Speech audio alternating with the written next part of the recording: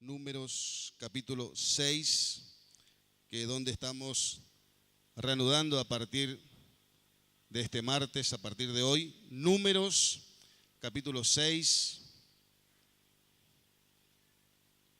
Miguel, si por favor le puedo dar un micrófono al pastor Juan Sánchez para que me esté ayudando en el día de hoy. Tiene por título El voto de los nazareos. Mantenga su Biblia abierta, por favor. Bueno, en las enseñanzas anteriores de este cuarto libro de Moisés, el cuarto libro que compone el Pentateuco, hemos visto en estos primeros capítulos cómo Dios estuvo ordenando todas las cosas. Porque el Dios que usted y yo servimos es un Dios de orden. Vuelvo a repetir, el Dios nuestro es un Dios de orden.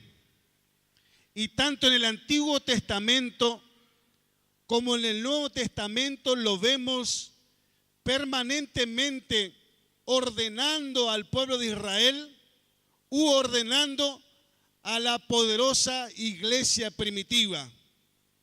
Lo vemos en el antiguo pacto reinando, señoreando, siendo el centro del campamento, y es lo mejor que le pudo pasar a Israel. Y en el Nuevo Testamento lo vemos al Señor como cabeza de la iglesia, ordenando, guiando y direccionando al pueblo de Dios.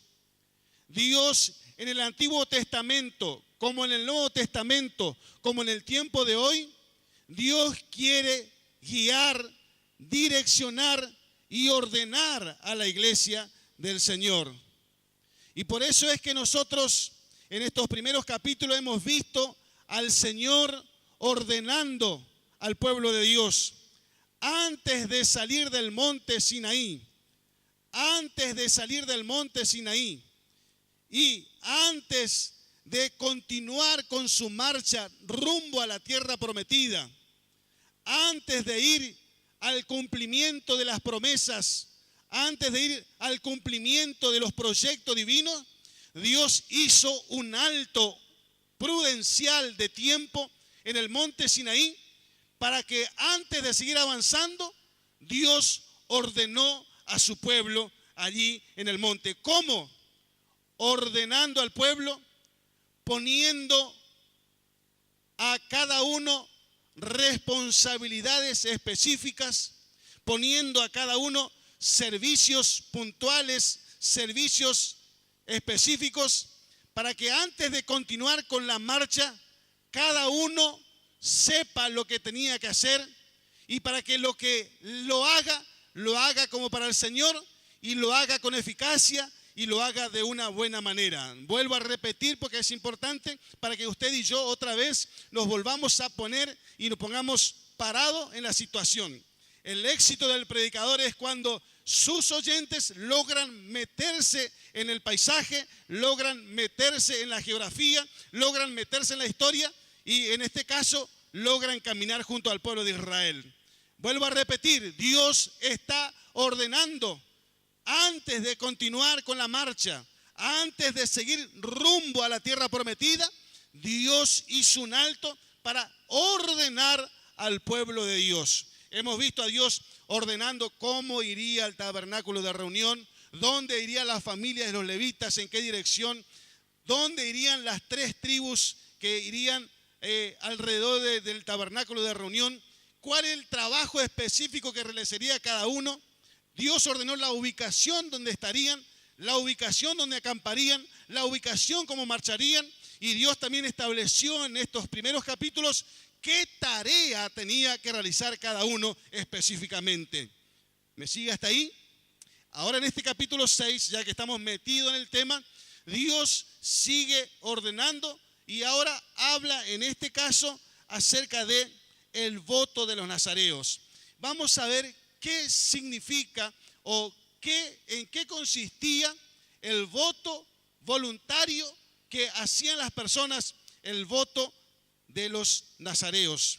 Por favor, Pastor Juan, versículo 1 y 2. Y habló Jehová a Moisés diciendo: habla a los hijos de Israel y diles: el hombre o la mujer que se apartase haciendo voto de nazareo para dedicarse a Jehová,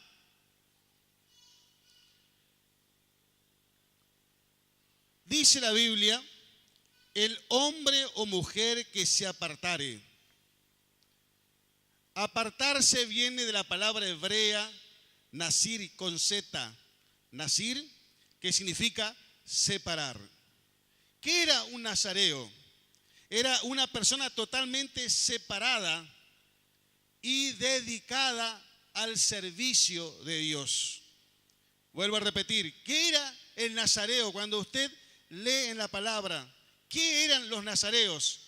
Personas totalmente consagradas y separadas para el servicio de Dios. Era un voto voluntario que la persona hacía delante de Dios de consagrarse totalmente para Dios.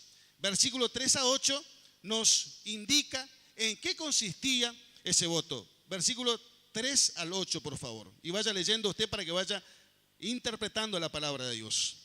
Se abstendrá de vino y de sidra, no beberá vinagre de vino, ni vinagre de sidra, ni beberá ningún licor de uva, ni tampoco comerá uva fresca ni seca.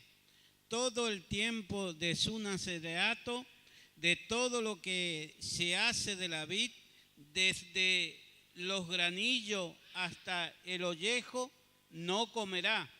Todo el tiempo del voto de su nazareato, no pasará navaja sobre su cabeza, hasta que sean cumplidos los días de su apartamiento a Jehová. Será santo, dejará crecer su cabello. Todo el tiempo que se aparte para Jehová, no se acercará a persona muerta, ni aun por su padre, ni por su madre, ni por su hermano, ni por su hermana, podrá contaminarse cuando mueran, porque la consagración de su Dios tiene sobre su cabeza. Todo el tiempo de su nazareato será santo para Jehová. Amén. Ahí está entonces en esos versículos. ¿En qué consistía el voto de los nazareos? Hemos visto ya en el primer pantallazo que tenemos al escuchar estos versículos, era una persona que se consagraba a Dios de una manera muy especial y hasta podemos decir extraordinaria. De una manera muy especial se consagraba al Señor. ¿Qué es lo que más o menos dice estos versículos? ¿En qué consistía este voto? Esta consagración a Dios era por un tiempo determinado. Podría ser 1 año, 2 años, 3 años, 4 años, 5 años. Era un tiempo determinado, desde acá hasta acá.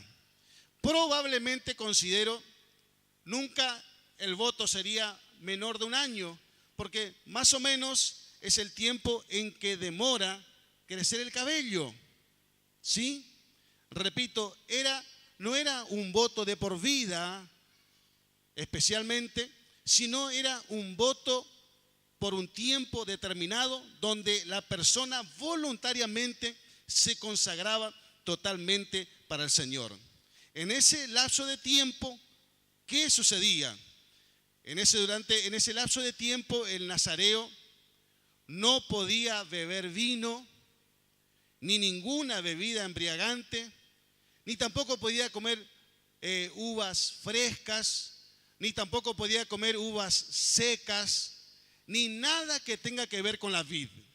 Él no podía tocar nada que sea de la vid.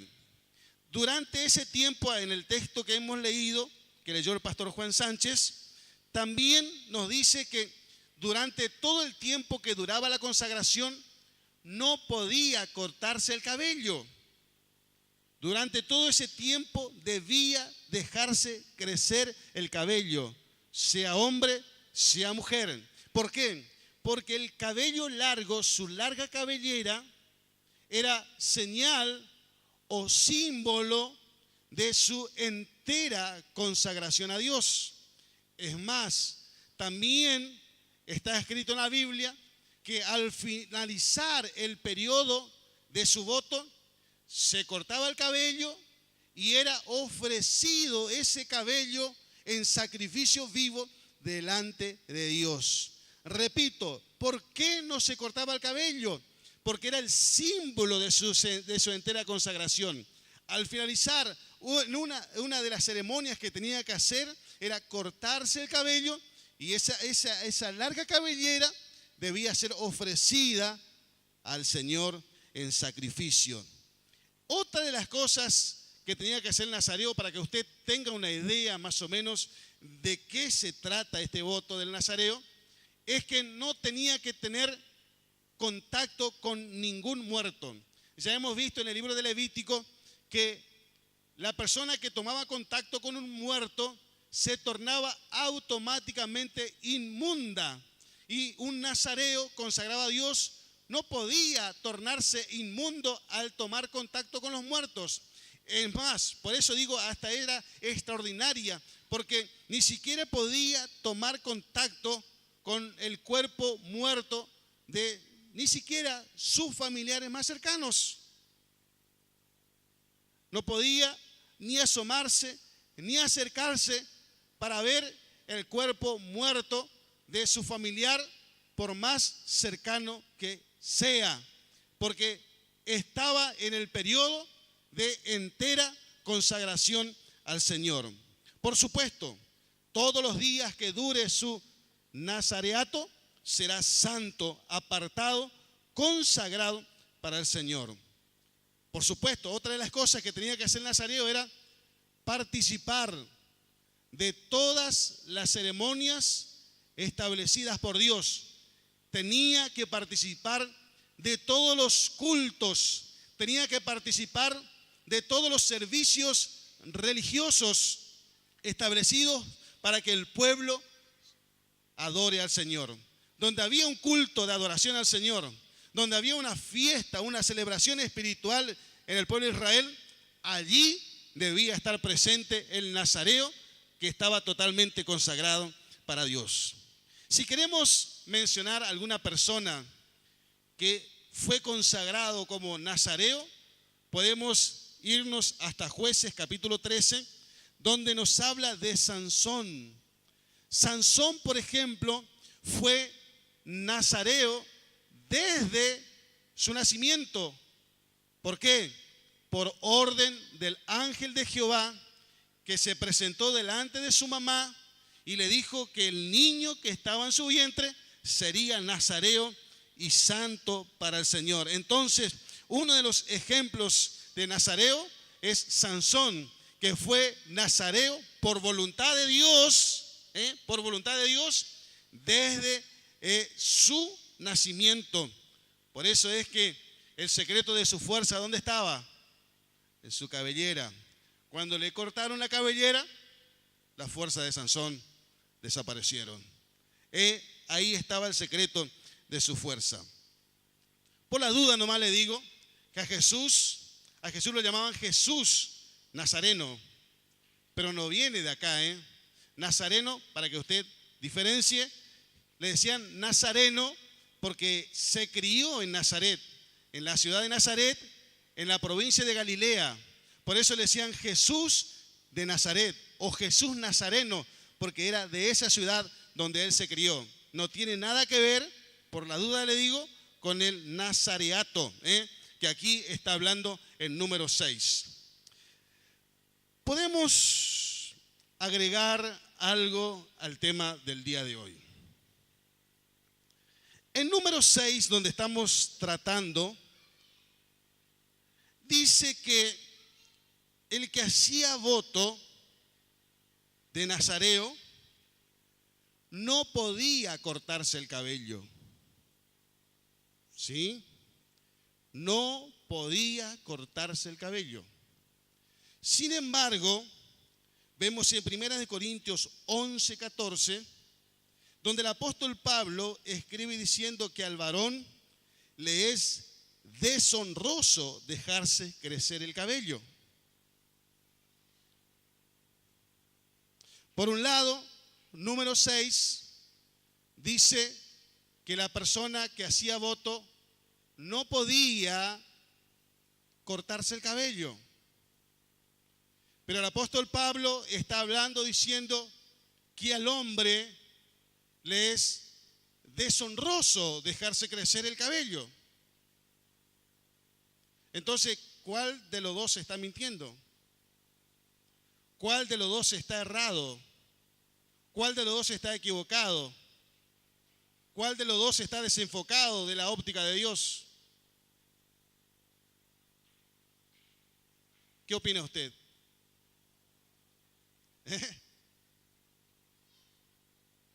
La diferencia radica en que Dios, en número 6, está hablando a los hebreos, a los israelitas, para un voto especial. Pero Pablo está escribiendo para la iglesia en su conjunto y está hablando de una costumbre de la época en ese lugar específicamente.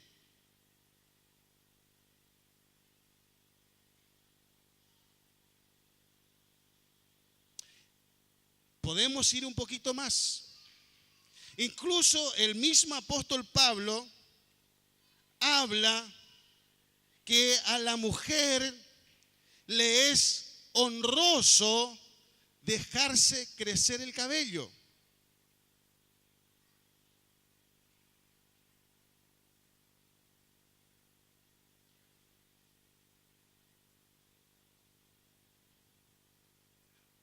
Así como al hombre le es deshonroso cortarse el cabello, dejarse crecer el cabello, al hombre o a la mujer le es honroso, es motivo de honra dejarse crecer el cabello.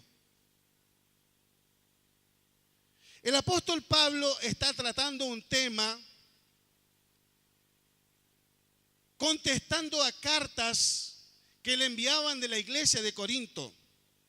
Nosotros conocemos 2 cartas del apóstol Pablo aquí en la Biblia, pero en la misma carta a los Corintios nos dejan ver o deja traslucir que por lo menos hubieron 2 cartas más. Es decir, que el apóstol Pablo por lo menos son 4 cartas la que escribió a la iglesia de Corinto, y la mayoría de todos esos capítulos, de los 4 cartas que escribió, son respuestas a preguntas que los creyentes le están haciendo.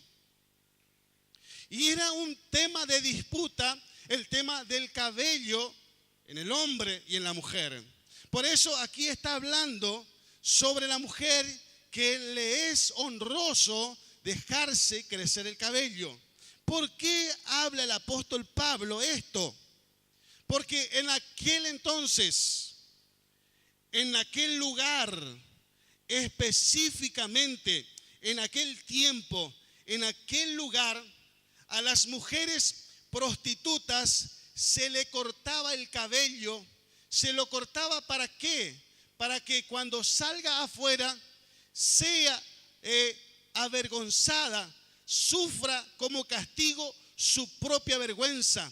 cuando la gente veía a una mujer con pelo corto, automáticamente sabía que se trataba de una mujer prostituta. Y en aquel entonces era motivo de vergüenza. No es como hoy, que ya tenemos marcha por el orgullo gay, o gay, no sé cuál es la situación. ¿Gay o gay? Gay. Marcha por el orgullo gay. Tenemos por el matrimonio igualitario y tenemos un montón de cosas. Pero en aquel entonces no era así. Hoy con orgullo salen a las calles. El Señor tenga misericordia, ¿verdad? Pero en aquel entonces era motivo de vergüenza. Entonces se le cortaba el cabello para que cargue su propia vergüenza. Ya era malo para las personas o las mujeres que no conocían nada de Dios, que no conocían nada de la palabra, que no conocían nada de Jesús. Para esas mujeres paganas incluso ya era una vergüenza.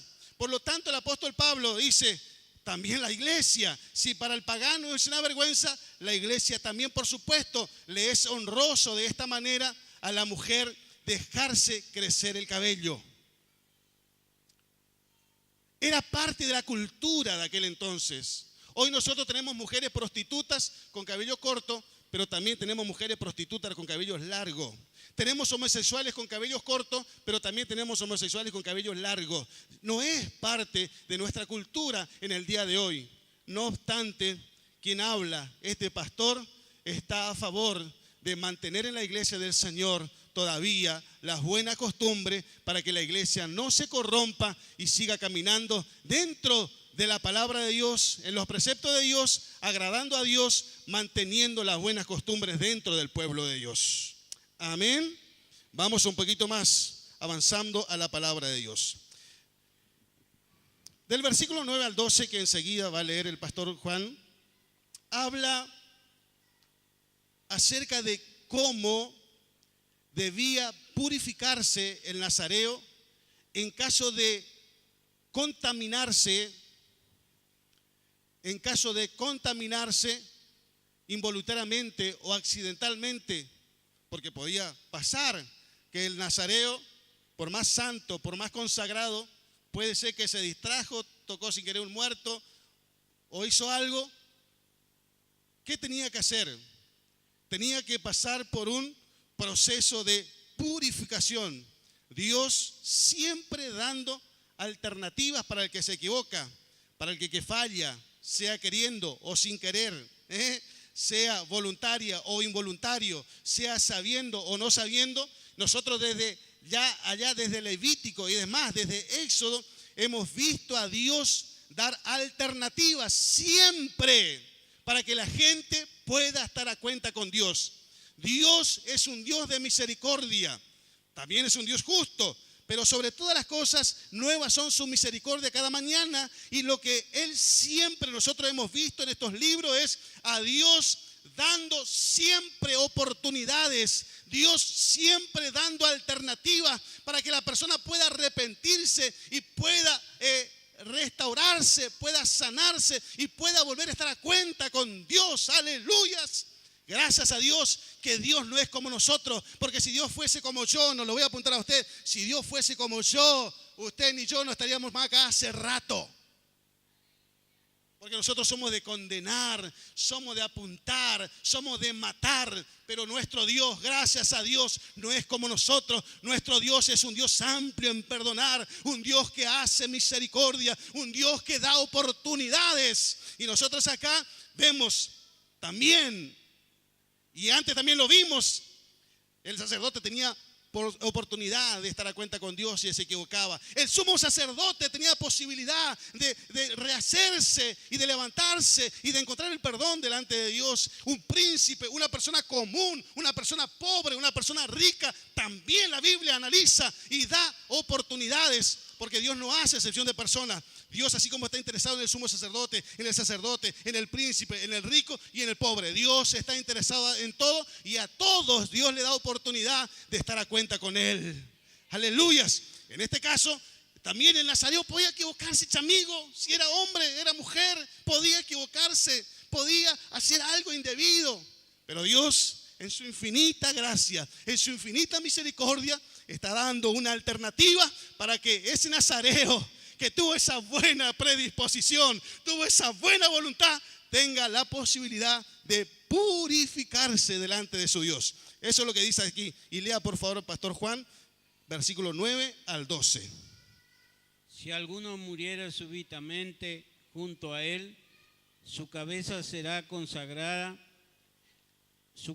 consagrada será contaminada. Por tanto, el día de su purificación raerá su cabeza, al séptimo día la raerá, y el día octavo raerá 2 tórtolas y 2 palominos al sacerdote a la puerta del tabernáculo de reunión, y el sacerdote ofrecerá el uno en expiación y el otro en holocausto, y hará expiación de los que pecó a causa del muerto, y santificará su cabeza en aquel día, y consagrará para Jehová los días de su nazareato, y traerá un cordero de un año en expiación por la culpa, y los días primeros serán anulados, por cuanto fue contaminado su nazareato. Amén. Gloria a Dios. Ahí está entonces lo que tenía que hacer para volver a purificarse el nazareo y estar a cuenta delante de Dios. Versículo 13 al 21 habla acerca de qué es lo que tenía que traer el nazareo al momento de terminar, porque dijimos, el nazareo era voto por un tiempo determinado, 1 año, 2 años, 3 años. Cuando finalizaba el ciclo, el periodo de su voto, aquí desde el versículo 13 al 21 nos indica qué debía traer esa persona para ofrecer el sacrificio a Dios y cuál era la ceremonia que tenía que hacer para terminar su voto de separación y consagración delante de Dios. Tenía que traer cosas y también que tenía que someterse a una ceremonia para de esa manera después terminar con su voto de consagración a Dios. Lea por favor versículo 13 al 21.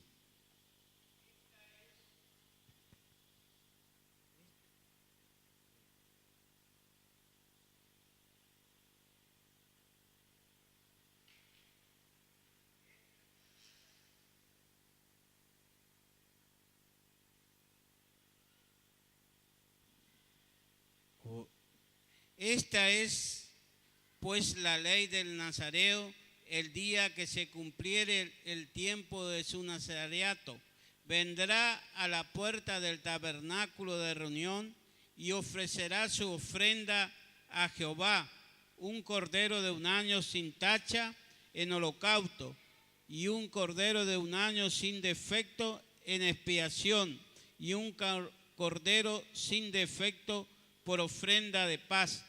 Además, un canastillo de torta sin levadura, de flor de harina amasada con aceite, y hojaldre sin levadura untada con aceite, y su ofrenda y sus libaciones.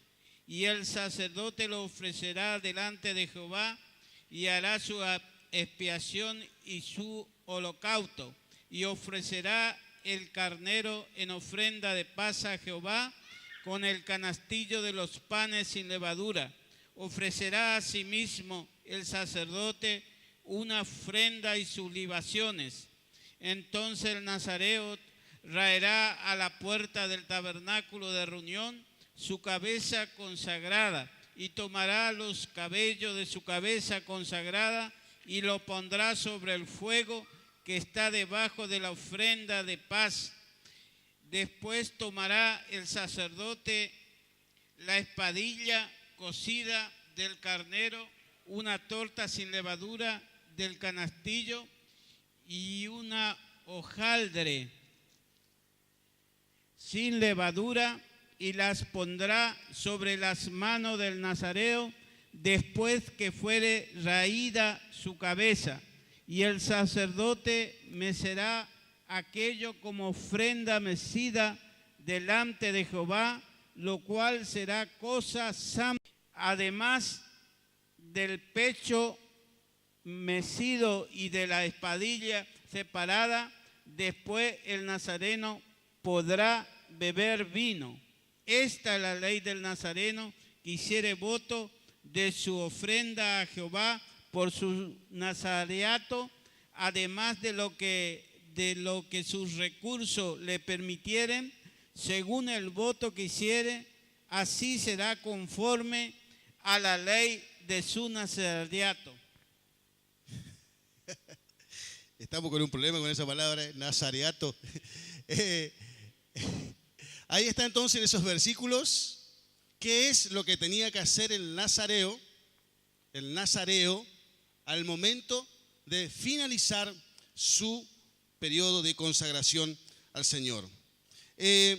No vamos a detallar, considero no es tan necesario, pero ahí está, por ejemplo, lo del cabello que dijimos. Veo que hoy se cortan el cabello y agarran las peluqueras, lo venden porque ellos trabajan con eso. Pero acá en este caso, el cabello iba al fuego como sacrificio para Dios. Vamos, versículo 22 al 26, por favor. Jehová habló a Moisés diciendo: habla a Aarón y a sus hijos y dile: así bendeciré a los hijos de Israel, diciéndole: Jehová te bendiga y te guarde. Jehová te haga resplandecer su rostro sobre ti y tenga de ti misericordia. Jehová alce sobre ti su rostro y ponga en ti paz, y pondrán mi nombre sobre los hijos de Israel, y yo los bendeciré. Del 22 al 26, Dios indica a los sacerdotes de Israel elegidos por él, Aarón y los hijos de Aarón, que ahora eran 2, no 4, cómo iban a bendecir a Israel, o qué palabras debían pronunciar ellos para bendecir a Israel. Aquí quiero acentuar algo. Dios quería la bendición de Israel. Dios deseaba la bendición de Israel. Dios anhelaba la bendición de Israel. Y es por eso que le está diciendo a sus sacerdotes que bendigan a Israel, y le está diciendo cómo deberían bendecir a Israel. Y esa sería una de las tareas que tendrían los sacerdotes. ¿Cuál sería una de las tareas que tendrían los sacerdotes? Eran la de bendecir a Israel. Dice: habla a Aarón y a sus hijos y diles: así bendeciréis a los hijos de Israel. Así bendeciréis a los hijos de Israel. ¿Por qué Dios le dice eso a los sacerdotes? Porque ese era el deseo de Dios. Era la de bendecir a los descendientes de Abraham, de Isaac y de Israel. Y quiero que usted se grabe esto, porque ese es el deseo de Dios. Es conocido en las redes sociales, tal vez usted lo escuchó en las redes sociales también como yo, pronunciar al difunto expresidente venezolano Hugo Chávez, pronunciar unas palabras de maldición en contra de Israel públicamente, y está filmado. Dice literalmente el presidente o el expresidente venezolano: desde el fondo de mi alma y mis vísceras maldigo a Israel.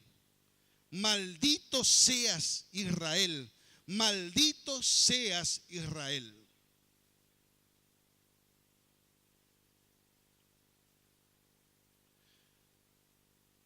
Según se sabe, que al poco tiempo después, este expresidente murió de cáncer. y precisamente de cáncer en las vísceras. Dios le dijo a Abraham en Génesis 12:3. Por supuesto, Israel son descendientes de Abraham. Dios le dijo, bendeciré a los que te bendijeren y a los que te maldijeren, maldeciré.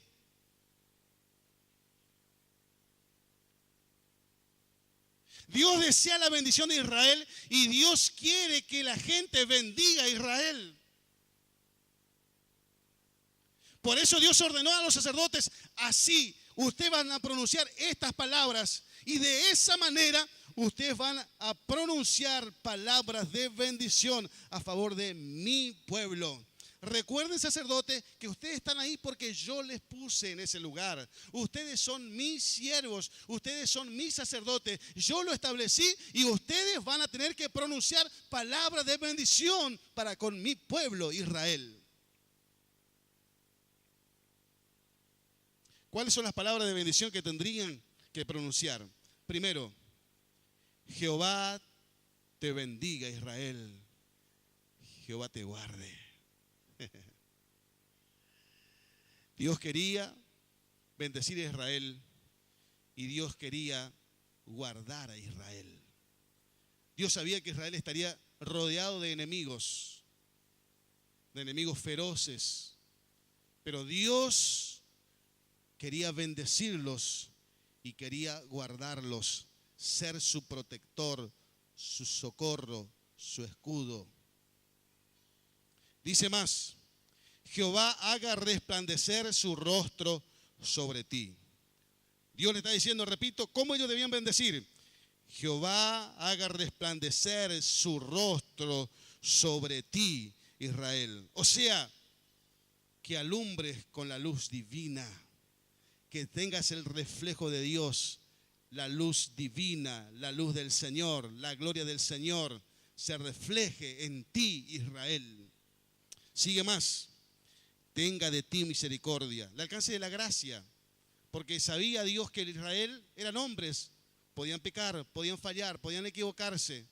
Por eso ellos debían pronunciar palabras de misericordia en favor del pueblo de Israel. Por eso dice, tenga de ti Jehová misericordia. ¿Qué más? Jehová alce sobre ti su rostro.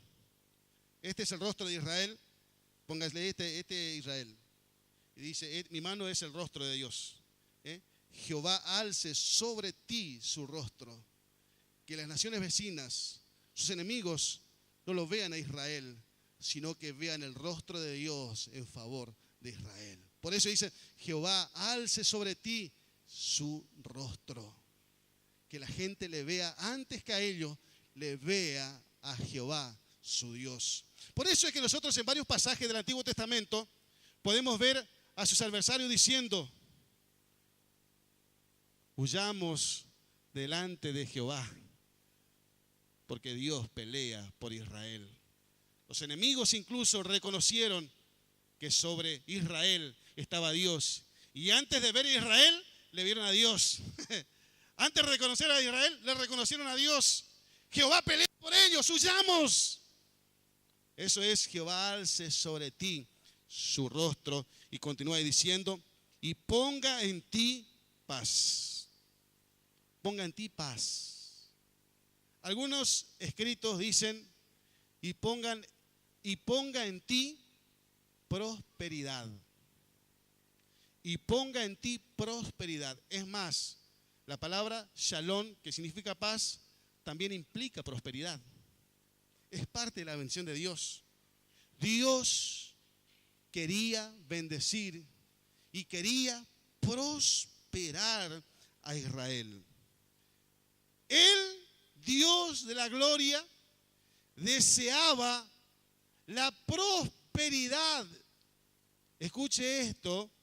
Dios deseaba la prosperidad de Israel. Y de hecho, ellos son prósperos. Al hablar de Israel, estoy hablando de usted también. Israel son descendientes de Abraham. Dios le dio dos cosas a Abraham. Le dice, así como las arenas del mar son innumerables, así será tu descendencia. Cuando habla de arena del mar, está hablando de Israel, de los judíos. Pero no solamente eso le dice, sino que Dios también le dice a Abraham, así como las estrellas de los cielos son innumerables, así también será tu descendencia. Cuando habla de la estrella del cielo, está hablando del Israel espiritual. Y ahí entramos usted y yo. Nosotros somos por la fe también hijos de Abraham. Somos israelitas por naturaleza. Somos israelitas, hijos de Dios. La bendición de Dios también está sobre nosotros. Él desea bendecir la iglesia. Él desea bendecir el Israel espiritual. Usted también es descendiente. Usted es israelita por la fe. Él desea tu bendición.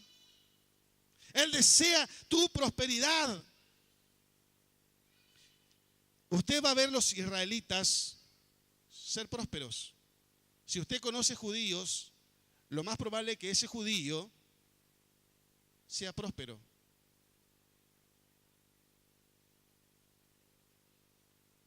Pero hay un viejo gran secreto que tienen los israelitas. Ellos se manejan solamente con la Torá, parte de la Biblia, que es nuestro Antiguo Testamento.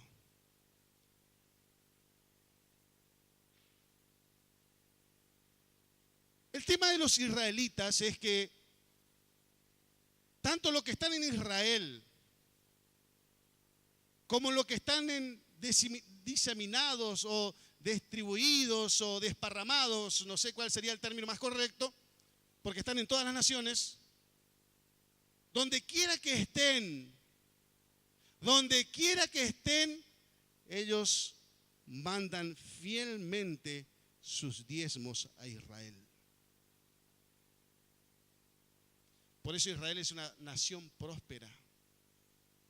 Por eso los israelitas, donde quiera que estén, son bendecidos, porque Dios le está mirando, están creyendo, están obedeciendo, la bendición de Dios la alcanza, son prósperos y benditos. Pero no solamente que ellos son bendecidos, sino que su nación es bendecida. La nación de Israel tiene un poderoso ejército. Tienen las mejores armas, más potentes, más modernas. Una gran caballería, una gran infantería. Y lo digo con conocimiento de causa, porque cuando hacíamos inteligencia teníamos como modelo al ejército israelí.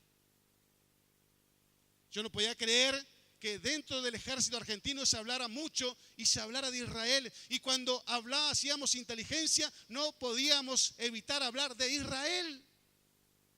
Es una nación chiquitita, así en comparación de muchas naciones feroces que lo odian. Pero es una nación que tienen temor, sobrevive. La bendición de Dios está sobre ellos. La bendición de Dios está sobre ellos. Dios quería bendecir a Israel.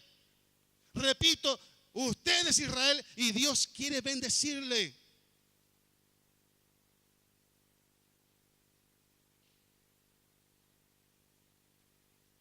Versículo 27, por favor.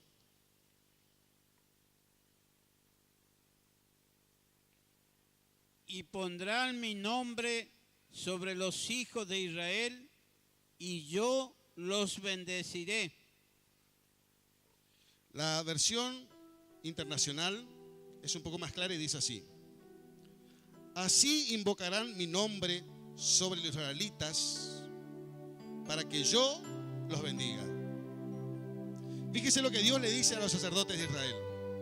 Así, así de esa manera, tal cual como yo le ordeno, invocarán mi nombre sobre los israelitas para que yo los bendiga. Dios, respetuoso de sus sacerdotes establecidos, esperaría la bendición de ellos para que Él tenga la libertad de bendecir a Israel. ¿Usted me está entendiendo?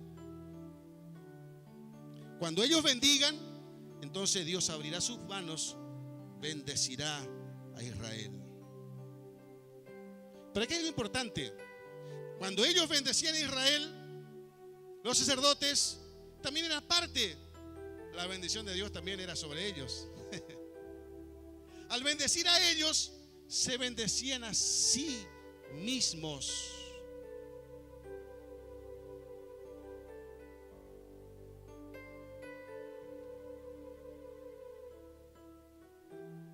Hace un tiempo atrás me fui a verle a unas personas que deseaban mi mal, procuraron mi mal, trabajaron por mi mal. Cuando llego a aquel lugar, lo único que digo es: vengo aquí para bendecirlos. Vengo aquí y estoy aquí por orden de Dios, y estoy aquí para bendecirlos a ustedes. Lo bendije. Y lo bendije. Le voy a decir algo. A partir de ese momento, la bendición de Dios vino sobre mi vida también. Vino sobre mi familia. Vino sobre la iglesia. Vino sobre el pueblo de Dios. Y le voy a decir algo más. Pienso seguir disfrutando de las bendiciones de Dios sobre mi vida y sobre todo el pueblo de Dios, porque las bendiciones de Dios no se acaban, las bendiciones de Dios no se acortan, las bendiciones de Dios son para siempre. Él es la fuente inagotable que siempre tiene más para vos, siempre tiene más para mí, siempre tiene más para todos. Sus recursos son ilimitados. Él desea tu bendición y la mía, pero es necesario que usted y yo nos levantemos para vivir esa vida de bendición que Él planeó para usted, que Él planeó para mí. La bendición de Jehová es la que enriquece, no añade tristeza con ella. La bendición de Dios enriquece y añade gozo, paz, alegría, prosperidad. La bendición de Jehová enriquece y añade todo lo que tú necesitas para que seas plenamente feliz y viva una vida acorde a sus propósitos, acorde a sus proyectos, acorde a su voluntad. La bendición de Dios está sobre ti. La bendición de Dios está sobre mí. Póngase de pie, por favor. Glorias a Dios, aleluyas. Santo es el nombre del Señor. Sabe, tal vez mucho aprendimos aquí de este capítulo de Nazareo. Mucho aprendí. Aprendí un poco de costumbre, aprendí un poco de cabello. Pero la parte que más me llega es que Dios quiere bendecirme. Dios tiene pensamiento de bien. Dios tiene pensamiento de paz. ¿Sabe, iglesia? Varón, mujer que estás acá. Tal vez muchos están deseando tu mal. Tal vez hay muchos que están lanzando maldiciones en contra de tu vida, en contra de tu ministerio, en contra de tu matrimonio, en contra de tu familia, en contra de tu economía, en contra de tu salud. Tal vez hay gente que están queriendo verte destruido. Tal vez hay gente que quiera verte mal para regocijarse de tu mal, de tu tristeza, de tus lágrimas.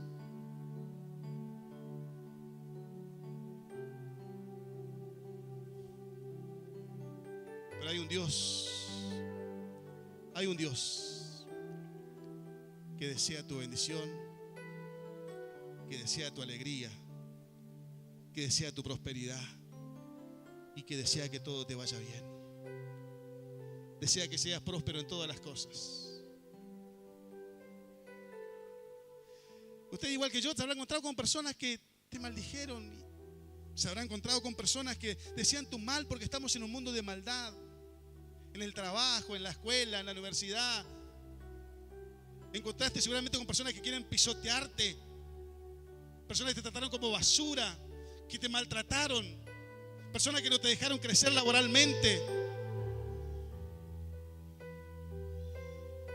Porque estamos en un mundo donde reina la maldad.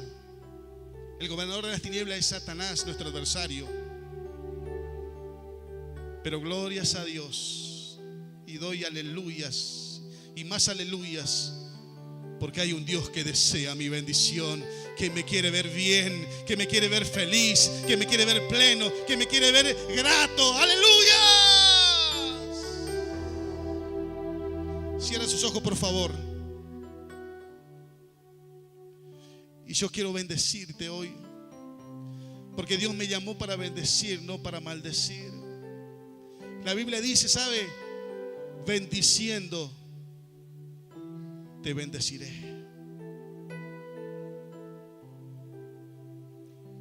Yo soy un sacerdote de Dios.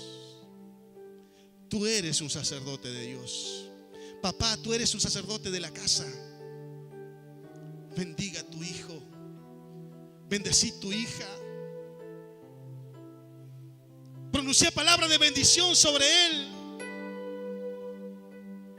Pronuncia palabra de bendición sobre ella, papá, mamá.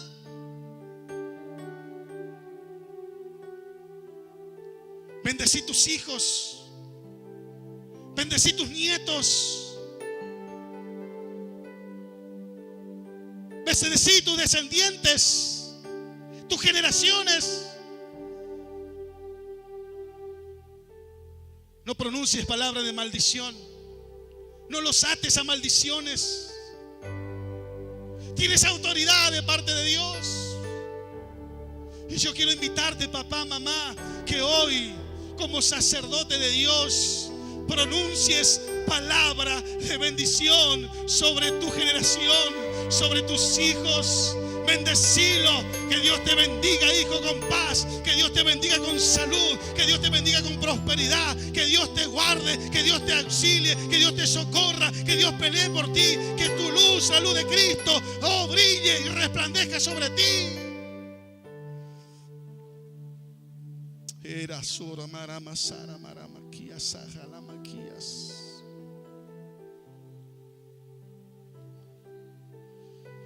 Suficientes palabras malas encontramos afuera. Suficientes palabras de maldición escuchamos afuera. La iglesia está puesta para hablar bien. La iglesia está puesta para bendecir. La iglesia está para hablar bien, para bendecir.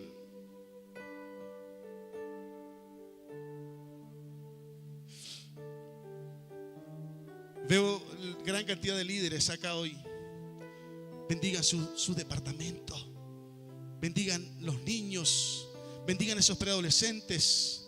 Bendigan esos jóvenes. Por más que usted le vea que son cabezones, cabezudos,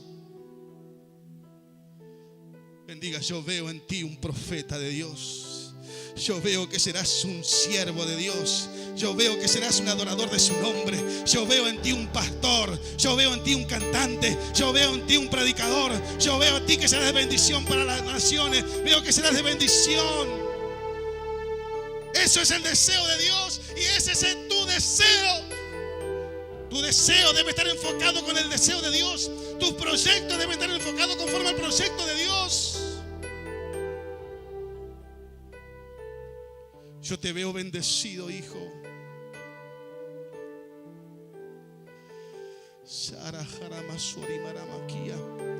Y como sacerdote de Cristo, yo quiero bendecirte en esta noche.